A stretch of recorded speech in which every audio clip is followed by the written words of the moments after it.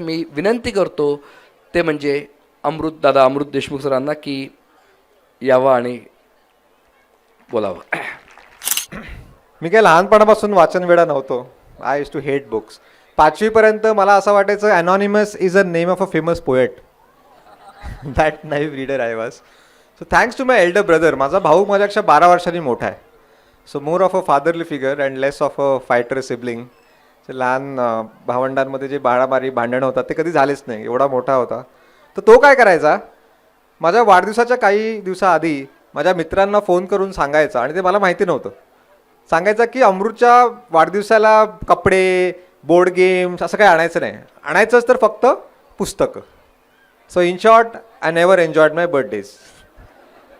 So surrounded with books, no toys to play, I got introduced to Harry Potter, Tenali Raman, Akbar Birbal, Vikram Vetal, Shamchi Ai, stories of Rabindranath Tagore, and I fell in love with stories. But the turning point came after my 10th exams. माझा भाऊ परत आला, मी मजा करत होतो, 10वीची परीक्षा झाली, खेळत होतो, and he was hiding something behind his back. And he said, Amrut, you should start reading non-fiction. मी म्हटलं ते काय असतं, because as innocent child I thought books means only fantasy and story. He said no no no, there are thousands of books out there which may not have stories in them, but you get to learn a lot from these books. मग मी म्हटलं की मी 10 वर्ष शाळेत काय करतो, मी शिकतोय ना, परत का शिका. And the line he used hit me so hard. He said these things may not be taught in schools and colleges. आणि that was a shock of my life. आणि त्यांनी मला माझं पहिलं सेल्फ हेल्प नॉन फिक्शन पुस्तक दिलं, which was rich dad poor dad by Robert Kiyosaki. And I was glued to that book. I finish it in 2 days. आणि मी माझ्या आईवडिलांना भांडलो त्यांच्याशी, शाळेत जाऊन प्रिन्सिपलशी भांडलो की 10 वर्षाच्या शिक्षणात तुम्ही मला पैशांची काही चर्चा पण नाही केली. Forget about the concepts of passive income, active income that Robert Kiyosaki talks.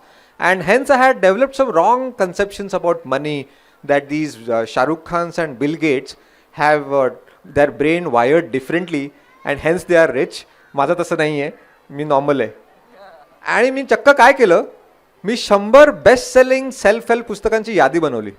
5 AM club, Ikigai, how to win friends and influence people, Chanakya Niti, who moved my cheese, think and grow rich, Napoleon Hill, 100 पुस्तकांची स्वतःचा एक syllabus बनवला, माय personal syllabus. शाळेचं तर चालेलच, पण हे माझं स्वतःचं parallel informal education. And I started reading 1 book a day. मी दिवसाला एक पुस्तक वाचतो, कम वॉट मे. एक वेळेस आंघोळ नाही केली तरी चालेल, पण मी पुस्तक वाचेन. येस, आज मी आंघोळ केली आहे, डोंट वरी. हां, सो मी आत्तापर्यंत तो आकडा जरा वाढला आहे मगासपेक्षा. 2126 books I have red till now. And you pinpoint on any book and I'll be able to speak for at least 15 minutes. That doesn't mean that I remember everything, and that's the message I want to give. की अवांतर वाचनामध्ये academic reading आणू नका, where you don't have to gain mastery on a book. Even if you learn 1, 2, 3 big ideas from a book, you are done.